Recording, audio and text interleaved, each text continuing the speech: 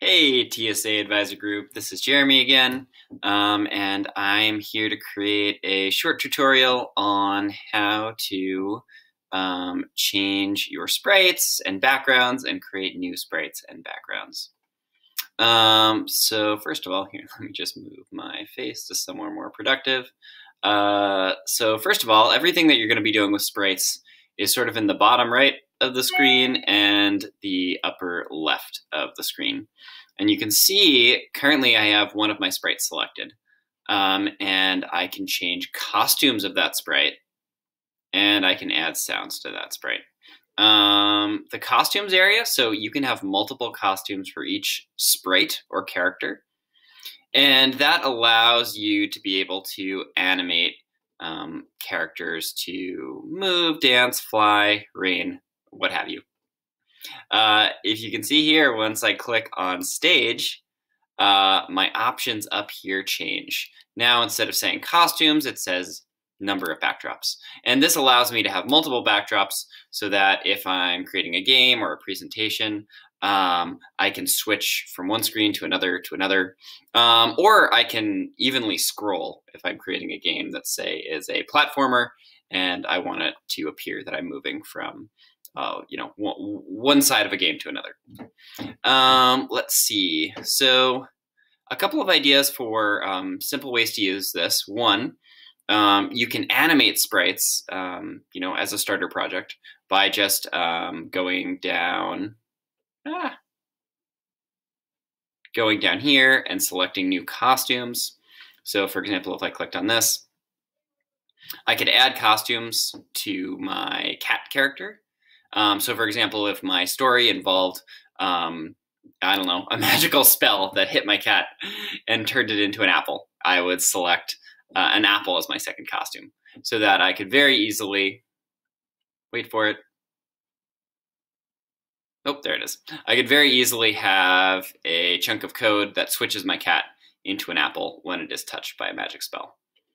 So that would be something under the looks area. And then if I wanted to create a new sprite, I can add new sprites here.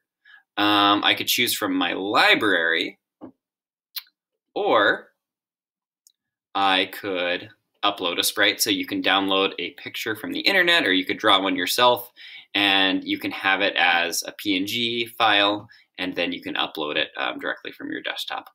You can also paint your own sprite, which a lot of my students do, particularly when they're designing mazes or things like that. You can choose the square function, and you can draw walls to your mazes that move around and things like that. So that's another option. And then finally, you can, on the backdrop side of things, you can choose a backdrop from the library of backdrops. So a lot of different options here. For beginner students, I oftentimes use the XY grid so that students get an idea of how the movement system works on Scratch. In addition to that, you can paint your own backdrop, also useful for making mazes and many other games and projects. You can pick a surprise. Who doesn't like a surprise? Or you can actually upload your own backdrop. Now, if I'm uploading my own backdrop, that gives me a lot of different options. I can go with a custom backdrop that I either drew or found on the internet, or you can actually take pictures of things in your surroundings and use them in your project. I have one pager. I have a one pager that goes through how to animate pictures that you take to change every unit of time.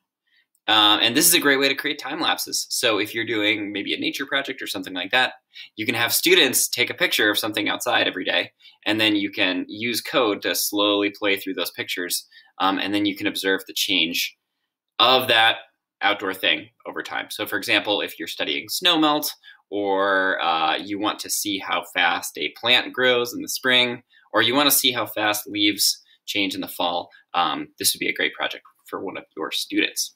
All right, wonderful. That is all I have on changing sprites and characters in Scratch. I look forward to seeing you all soon.